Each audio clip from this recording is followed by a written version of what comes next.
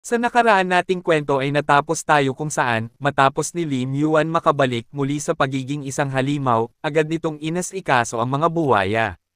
Matapos si Lin Yuan humarap sa napakaraming pagsubok, ay hindi niya inasahang ang pamimitas pala ng prutas ay lubos na delikado, kaya naman labis si Lin Yuan nagpasalamat dahil nagawa pa niyang mabuhay sa tiyak na kamatayan, at dahil sa labis ang hirap mabuhay bilang tao sa mundong ito, ay wala nang balak pa si Lin Yuan na muling bumalik sa pagiging tao.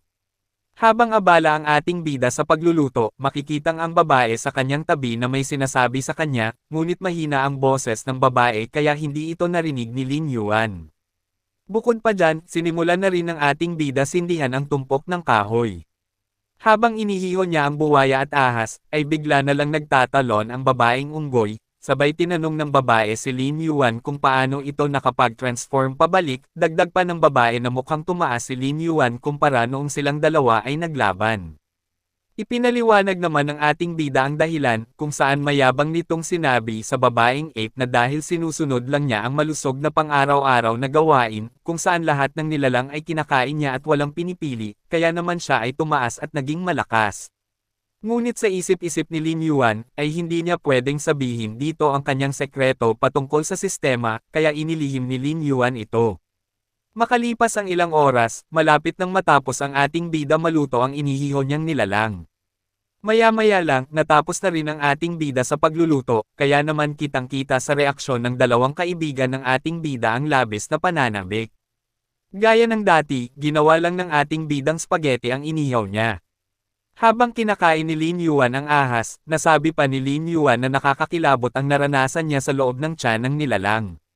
Subalit ganoon pa man, ang katulad ni Lin Yuan na hapit pagdating sa pagkain, hindi niya ugali ang pagsasayang ng pagkain, kaya naman pati ang python ay hindi nito pinalampas. At dahil sa muli na naman si Lin Yuan nakatikim ng panibagong nilalang, kaya ay nakatanggap ito ng gantimpala mula sa pagkain ng ating bida ng python, at ang pangalan ibinigay ng system ay isang live fruits. Ang prutas na ito ay naglalaman ng malaking enerhiya ng buhay, subalit nang makita ng ating bida ang itsura ng prutas, makikita sa reaksyon ng ating bida na hindi nito nagustuhan ang prutas, kaya tinanong niya si Kun kung nagkamali ba ito sa pagbigay dahil kahawig nito ang ampalaya. Sa pagtataka ng ating bida, binigyang paliwanag ni Kun ang tanong ng ating bida, kung saan bagamat kahawig nito ang ampalaya, subali maganda naman ito sa kalusugan. Dagdag pa ni Kun na ang ampalaya ay may mataas na protina, crude fiber, amino acid, at various mineral carbohydrates. Nakakatulong din itong alisin ang init at detoxification, at nakakagaan ng pagod at nakakapagbuti ng paningin, ngunit ganoon pa man, kahit alam na ng ating bida ang magandang epekto ng prutas, ay hindi pa rin ang ating bida buong puso nagtiwala dito. Dahil inakala niyang iniisahan na naman siya ni Kun, sa kadahilanang ang pinakaaayaw niyang gulay ay ampalaya. Ngunit sa isip-isip ng ating bida na mas mabuting hindi ito sayangin, kaya naman naisip niya na ibigay na lang ito sa babae nang sa gayon ay gumaling ang sugat ng babae sa bandang dibdib nito. Agad na ibinigay ni Lin Yuan ang prutas sa babae, ngunit nagtataka naman ang ape kung ano ang prutas na ibinigay sa kanya ng ating bida, bagamat nagtataka, hindi naman tinanggihan ng ape ang prutas at kinain na niya ito nang walang pag-aalinlangan. Subalit nang natikman ng babae ang lasa ng ampalaya, ay labis na nagulantang ang buong niyang mundo.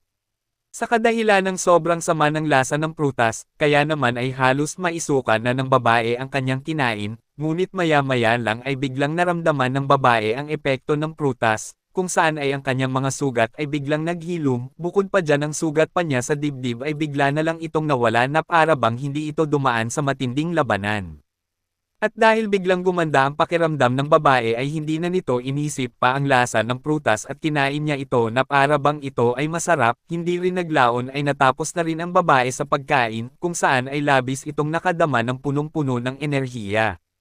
Subalit habang ginagawa na naman ng babae ang kanyang paboritong galaw na pagpalo sa kanyang dibdib, ay pinuna ito ni Lin Yuan, na kung saan ay direktang nitong sinabi sa babae na hindi bagay dito ang paghampas nito sa kanyang dibdib gamit ang kamay nito. Dagdag pa ni Lin Yuan na kung hindi dahil sana sa ugali nito, ay baka ang sugat ng babae ay matagal nang gumaling.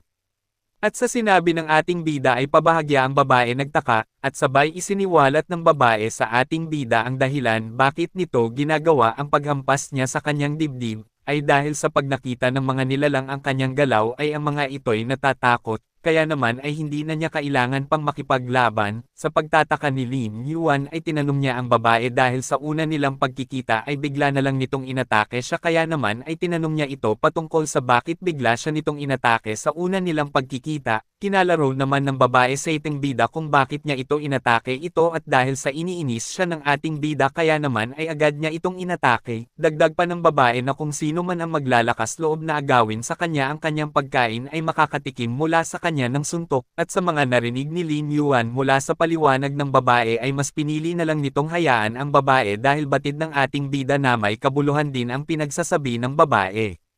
At habang kumakain ang babae ay sinabi niya sa ating bida na gayong ang kanyang atungal ay walang kwenta, kaya naman ay kailangan niyang makipaglaban ay dahil sa kanyang pagkain at kanyang turf. At sa binanggit ng babae, ay nalaman ni Lin Yuan na kaya pala ito nakikipaglaban ay sa kadahilan ng pinaglalaban lang pala nito ang kanyang pagkain. Dagdag pa ng ating bida na mukhang mabababaw mag-isip ang mga halimaw, dahil wala silang mapanlinlang na ideya. At habang iniisip ng ating bida ang patungkol sa kung siya ang aatungal ay napatawa si Lin Yuan, sabay napatanong ito kung ang pag-atungal ba niya ay gagawin siyang bilang isang mas astig na halimaw.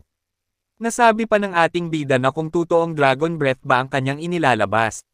Ngunit hindi na ni Lin Yuan ito pinagtuunan pa ng pansin, dahil sa kailangan pa niyang mag-ipon ng evolution points para ibalik ang dating anyo ng Savage Ape. Subalit maya-maya lang ay napuno ng katanungan ang pag-iisip ng ating bida patungkol sa kung papaano nakaligtas ang babae. Kaya naman ay hindi na ito nagpatumpik-tumpik pang sabihin sa babae ang kanyang katanungan. Agad niyang sinabi dito na halos mapatay siya ng ibon, kaya naman ay nagtataka ito kung papaanong nakaligtas ang babae pagkatapos nitong kainin ang prutas. Bukod pa dyan ay kung papaano rin ito nahuli ng mga tuko.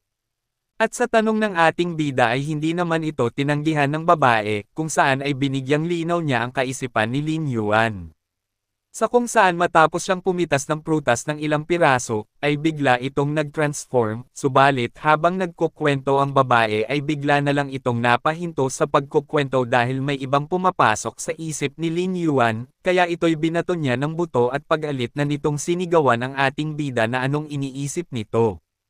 Pero maya-maya lang ay muli na nitong pinagpatuloy ang nasimulan niyang kwento, kung saan naputol ang kanyang kwento. Matapos ng babae kainin ang prutas ay nahulog ito sa biglang pagbabago, ngunit siya naman ay agad na nakahawak sa pader, at habang nakalambitin ang babae sa pader ay may bigla na lang na isang tumalsik na nilalang ang pumukaw ng kanyang atensyon. At dahil sa kanyang pagtataka ay pinuntahan niya ang pananggalingan ng tuko. Sa kanyang pagsulyap, bumungad sa kanyang harapan ang napakaraming Korean gecko na nakikipaglaban sa ibon. Matapos pabagsakin ng mga tuko ang ibon ay inumpisahan na nilang bunutin ang lahat na balahibo ng ibon sa ulo. Habang nakikinig si Lin Yuan sa babae ay napagtanto niyang pati pala ang ibon ay walang laban sa mga tuko, at dahil kalaban niya rin ang kalaban ng ibon ay nais ni Lin Yuan sa ibon na makipag-usap, para bumuo ng alyan sa laban sa mga Korean gecko. Balik tayo sa kwento ng babae, na dahil sa dami ng mga tuko ay napilitan ang ibon lisanin ang kanyang pugad palayo, dahil batid ng ibon na kung magtatagal pa siya sa kanyang lungga ay maari itong maging pagkain ng nilalang. Ngunit nahuli naman ang babae kaya naman ay hindi na ito nakatakas pa dahil sa hindi na ito nakagalaw sa mga malagkit na pandikit ng tuko, at dahil doon ay napag-alaman ng ating bida na kaya pala ang babae nasa loob ng kuweba. Subalit may isang bagay ang bumabagabag sa isipan ni Lin Yuan, at ito ay kung papaanong bakit hindi direktang kinain ang babae. Sa tingin naman ng babae ay dahil ito sa gusto siya ng mga tuko offer sa kanilang hari, at sa pagkarinig ni Lin Yuan ay labis itong nagulat, sa pag-aakalang gusto ng mga tuko gawin ang babae bilang kanilang reyna. Subalit makikita ang babae na labis nagdadalamati sa pagkawala ng isang mahalagang bagay sa kanyang buhay. Muli nang sinimulan uli ng babae ang pagkukwento, kung saan ay sinimulan uli ng babae ang kwento sa nakaraang nagdaang ilang taon. Ang islang tinutukoy bilang Water Around Abyss Island, ay isang maganda dating isla. Subalit ang lahat ay biglang nagbago, dahil sa biglang pagdating ng mga Korean gecko na sinira ang buong isla, at nagdala ng sakuna sa ekolohikal na kapaligiran. Sa nalaman na impormasyon ng ating bida ay seryoso nitong sinabi na hindi katakatak ang kuweba ay walang kabuhay-buhay at malungkot. Dagdag pa ng Savage Ape na kasama ang ilang kaibigang halimaw ay sinubukan ng kanyang mga magulang labanan ang hari ng kuweba. Sa kahilingan nilang mapalaya ang isla sa pangingibabaw ng nilalang ay walang takot nilang hinarap ang hari ng kuweba, ngunit sa kabila ng lahat ng kanilang pagtatangka ay hindi ang mga ito nakabalik, sinyales na ang mga ito ay pinaslang na ng halimaw. Pagkatapos lumaki ng babaeng ape, ay agad itong sumali sa tagaprotekta sa isla sa kagustuhang ibalik ang kanyang pamilya. Lagi ang savage ape sinusubukan hulihin ng mga carrion gecko dahil sa katulad nito ang amoy ng kanyang pamilya, subalit hindi ang mga ito nagtatagumpay, at dahil napansin ni Lin Yuan ang grabeng hirap na dinanas ng babaeng pagdurusa ay sinabihan ito ng ating bida ng mga pampalubag loob, kung saan sinabihan niya itong huwag mag-alala, dahil ngayon ay hindi na ito lalaban ng mag-isa sa gera, sa kadahilanang itinuturing na niya itong kapatid, kaya naman ay nais niya itong tulungan na makamit nito ang kanyang layunin. Bukod pa dyan ay sinabi pa ni Lin Yuan na ang Abyss Island ay parang pangalawa na niyang sariling bayan, kaya naman ay hindi niya hahayaang sirain ito ng tuko, dahil sa batid na ng ating bida na tinalo ng tuko ang pamilya ng unggoy, kaya naman nakakatiyak ang ating bida na malakas na nilalang ang hari ng underworld, at upang makalaban siya ng maayos ay kailangan niyang magpalaki muna hanggang sa marating na niya ang taas na 100 metro, upang makalaban siya ng maayos sa nilalang. Makalipas ang ilang araw, sa ibabaw ng bangin ay naroon ang babaeng ape at ito'y sumigaw ng napakalakas, na halos umalingaw-ngaw ang buo niyang boses sa buong kagubatan, at mula sa likudan ng babae ay nandoon ang ating bida na nagtatago. Naiinis si Lin Yuan sa kakulaitan ng babae, dahil ilang beses na niya itong pinagsabihan, at dapat itong magpakabait, na gaya ng isang babae, ngunit hindi nakinig sa ating bida ang babae, at habang pinagmamasdan ni Lin Yuan ang babae ay bigla na lang itong napukaw ang atensyon sa kanyang napansin sa di kalayuan, ito pala ay ang dalawang nilalang na dumating patungo sa babae. Ang pangalan ng bagong dating na nilalang ay tinatawag bilang Giant Smilodon, may haba ang nilalang na ito ng 8 metro, samantalang may bigat naman itong 24 na tonelada, sa tamang sukat ng laki ng nilalang kasama ang malalaking matatalas nitong ngipin, ang katangiang ito ay ginagawa ang halimaw na ito na magaling na mangangaso, at mula sa likudan ng Giant Smilodon ay taintim ang ating bidang pinagmamasdan ang nilalang, na naghahanda itong umatake. Maya-maya lang ay hindi na nagdalawang isip pa ang nilalang at agad nitong inatake ang babaeng ape, subalit nang akmang malapit na sa babae ang halimaw ay bigla na lang ito napahinto, dahil sa tinapakan ito ng ating bida. Pagkatapos pahintuan ni Lin Yuan ang nilalang ay tinitigan niya ito ng seryoso, na parabang anumang oras ay maari na itong mamatay. At dahil sa nakakatakot na titig ni Lin Yuan, labis na natakot ang nilalang sa presensya ng ating bida. Galit na galit si Lin Yuan sa mga Giant Smilodon dahil sa kapangahasan ng mga itong atakehin ang babae, at bilang parusa ay walang pag-aalinlangan itong sinagpang ng ating bida. Lumipat ang eksena kung saan ay nakasaklang na ang dalawang Giant Smilodon sa apoy, sa pagdating ni Lin Yuan sa lungga ng Savage Ape. Agad nitong inusisa ang paligid ng kuweba, at sa kanyang nakikitang kalat ay napasabi na lang ang ating bida na hindi nito inasahang ang kuweba na bahay ng Savage Ape ay hindi parang kagaya ng isang chamber ng babae.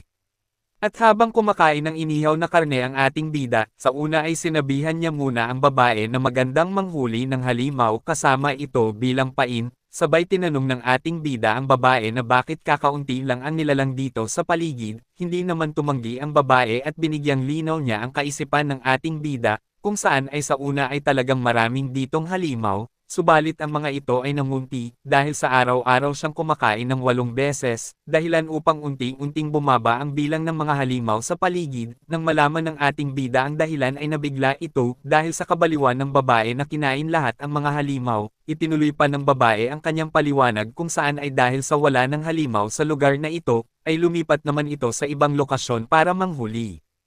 Ngunit maya-maya lang ay biglang sinigawan ito ng ating bida, sa dahil hindi ito nag-iisip sa maaring mangyari. Dagdag pa ng ating bida na baka isang araw ay wala nang matirang halimaw sa islang ito, subalit maya-maya lang habang kumakain ang babae ay bigla na lang ito nakaramdam ng labis na kakaiba, kaya naman ito ay may halong pagtataka sa kanyang nararamdaman.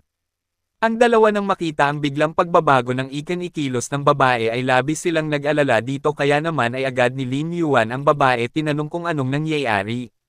Mabilis naman tumugon ang babae sa katanungan ng ating bida at sinabi niya dito na sumasakit ang kanyang dibdib, subalit walang alam ang ating bida sa nangyayari sa babae kaya naman ay tinulungan na ito ni Kun, at habang namimilipit ang babae sa sobrang sakit ay ipinaliwanag ni Kun ang dahilan at ito ay dahil sa side effect ng katawang tao ng babae. Sa pagtataka ni Lin Yuan ay tinanong nito si Kun kung anong side effect na tinutukoy nito. Hindi na nagpatumpik-tumpik pa si Kun at agad niyang ipinaliwanag sa ating bida ang patungkol sa nilalang na naging tao, kung saan sinimulan niya ang paliwanag sa halimaw na ito ay napakadelikado sa isang halimaw na magkaroon ng life energy, na binubuo ng isang maliit na core galing sa shape-shifting fruits, at higit sa lahat ay kapag ang isang halimaw ay hindi alam kung papaano nila kontrolan ang kanilang kapangyarihan, dagdag pa dyan na sa oras na ang halimaw ay nanatili ng matagal sa kanilang anyo bilang tao, ay ang puso at ang mga ugat nito ng dugo ay aapaw ang kanyang enerhiya, at pagkatapos ay bigla itong magwawala. Dagdag pa dyan ay sa dahil isang linggo nang nananatili ang babae sa katawan nitong tao, kaya naman ay pinaalam ni Kun sa ating bida ang kasalukuyang sitwasyon ng babae na ito ay nasa panganib ngayon. Dagdag pa ni Kun na mabuti na lang na matibay ang physique nito, kaya naman ay ayos lang ang babae, subalit kung kay Lin Yuan ito nangyari ay nakatitiyak si Kun na baka ay patay na ito sa ilang oras lang. Upang maagapan ang babae ay agad na tinanong ni Lin Yuan si Kun kung ano ngayon ang kanyang gagawin, bukod pa dyan ay tinanong niya rin si Kun kung ilang oras matatagalan ng babaeng 8, ngunit dahil sa kulang ang evolution point ng ating bida upang makagawa uli ng bagong prutas kaya naman ay hindi nito alam ang kanyang gagawin. Ibinunyag naman ni Kun sa ating bida na mayroon pang ibang paraan, at ito ay ang pagtatrabaho nito ng mas mabuti upang ito ay makaipon ng sapat na evolution points, at sa nalaman ng ating bida sa sinabi ni Kun ay labis itong nanggalaiti kay Kun, dahil sa kulang pa ito ng 70,000 puntos, kaya labis itong imposible sa gayong kaikling panahon, kaya tinuon na lang ni Lin Yuan ang kanyang atensyon sa kanyang pagkain, naiinis ito dahil talagang walang awa ang sistema, bukod sa hindi nito siya tinulungan nung kailangan niya ang tulong nito, pati hindi rin ito naawa sa babae. Maya-maya lang ay natapos na rin si Lin Yuan kumain kaya naman ay inumpisahan na nito ang maghanap ng halimaw gamit ang kanyang kakayahang monster compass, at dahil walang halimaw sa paligid ay napagpasyahan ng ating bida nagtungo sa ibang lugar, mabilis ni Lin Yuan inilagay sa kanyang balikat ang babae upang makapaghanap ng halimaw. Sa mga oras na ito para sa ikabubuti ng babae ay buo na ang desisyon ng ating bida na gawin ang lahat ng kanyang makakaya upang maligtas ang babae, kahit na sa nakaraang buhay ni Lin Yuan ay hindi niya ito nasusubukan gawin. Hindi na nagpatumpik-tumpik pa si Lin Yuan at agad na itong kumaripos ng takbo patungo sa kakahuyan, at bago ang ating bida tuluyang makalayo ay sinabihan niya muna ang kanyang kaibigan na si Little Orange na magtago muna ito hanggat hindi pa siya tuluyang nakakabalik matapos niyang maibalik ang dating anyo ng Savage Ape. Lumipat ang eksena kung saan sa kakahuyan ay may isang nilalang ang nakakapit sa punong kahoy, ang pangalan ng nilalang na ito ay Polypidetid. Ang Polypidetid na ito ay may habang 1 metro, samantala namang ito ay may bigat ng 0.7 tons, at paborito ng nilalang na ito manatili sa mga luntiang puno, dagdag pa dyan na ang Polypidetid na ito ay mahusay ding magbalat kayo. At dahil sa kailangan ng ating bida ng evolution points ay hindi na ito nagdalawang isip pa at mabilis na nitong sinugod ang halimaw. Sa una ay binalak pa sanang gumanti ang Polaka sa ating bida, subalit binigyan lang ito ni Lin Yuan ng isang malakas na sapak dahil hindi nito nagustuhan ang itsura ng nilalang, kaya ito ay nangdidiri sa halimaw. Sa una ay ayaw pang kainin ni Lin Yuan ang Palaka at patuloy niya itong itinataboy, ngunit ang isa ay aksidenteng nakain ng ating bida. Kaya naman ay nagulantang ang buo niyang mundo sa hindi kaaya-ayang lasa ng Polaka. Matapos ng ating bida makain ang Polaka ay nakakuha ito mula sa nilalang ng 150 evolution points. Dagdag pa dyan ay dahil panibagong nilalang na naman ang natikman ni Lin Yuan ay nagkaroon na naman ito ng gantimpalang 2,000 evolution points. At dahil sa nalaman ng ating bida ang magandang bigay ng evolution points ng Palaka ay hindi na nito inisip pa ang itsura ng halimaw para lang mailigtas ni Lin Yuan ang Savage Ape. Hindi rin naglaon ay natapos na rin si Lin Yuan asikasuhin ang mga Polaka, kaya naman ay sa muling pagpapatuloy ng ating bida ay nakasalubong ito ng alupihan. Ang alupihan na ito ay mayroon itong habang 5 metro, mayroon itong lason sa buntot subalit hindi ito pinatawad ng ating bidang wala ng pake kahit anong nilalang ang kanyang makasagupa. Ang alupihan ay nagbigay sa ating bida ng evolution points na umabot ng 180 points, bukod pa dyan ay nagbigay rin ito ng 150 evolution points. Pagkatapos ni Lin Yuan sa alupihan ay agad sumunod naman dito ang mga Scorpion, kung saan walang katakot-takot itong hinarap ng ating bida, kahit na ang halimaw ay matalas ang buntot at makamandag, ay itinuloy pa rin ng ating bida ang kanyang ginagawang pag-iipon ng evolution points, at dahil dito ay nakakuha si Lin Yuan dito ng 150 at 160 evolution points, hanggang sa si Lin Yuan ay mapunta sa mga totobing lumilipad ay walang kaawa-awang pinaslang ni Lin Yuan, kung saan ay nakatanggap ito ng 100 point at 120 evolution points. At habang kinakain ni Lin Yuan ang Meganere ay bigla na lang dumyugo ang ilong niya, kasabay ang biglang pagsuka ni Lin Yuan dahil pangit ang lasa ng dragonfly, halos hindi ni Lin Yuan mawari kung dumudugo nga ba ang kanyang ilong at pati na rin ay napatanong din si Lin Yuan kung mayaman ba ito sa mga sustansya. Maya-maya lang habang abala pa si Lin Yuan sa pagkain sa Meganere ay bigla na lang may pumukaw sa atensyon ng ating bida na isang malakas na ungol ng nilalang, kaya naman ay hindi na pinalampas pa ng ating bida ang pagkakataong ito, sa labis na kasibikan nitong makisalo sa nagaganap na digmaan sa kagubatan ay halos hindi na makapag-intay pa si Lin Yuan na mapuntahan ang nagaganap na party sa mas malalim pang kagubatan, kaya hindi na nagpatumpik-tumpik pa ang ating bida, at agad itong nagtungo doon sa kagubatan. Abangan sa susunod, kung saan muli na naman natin masasaksihan ang makapanindig balahibong bakbakan sa pagitan ng mga nilalang laban sa bida nating si Lin Yuan, kaya naman kung nagustuhan mo ang ating kwento ay mag-like, comment, at huwag mo na rin kalimotang i-open ang iyong notification bell pagkatapos mong mag-subscribe.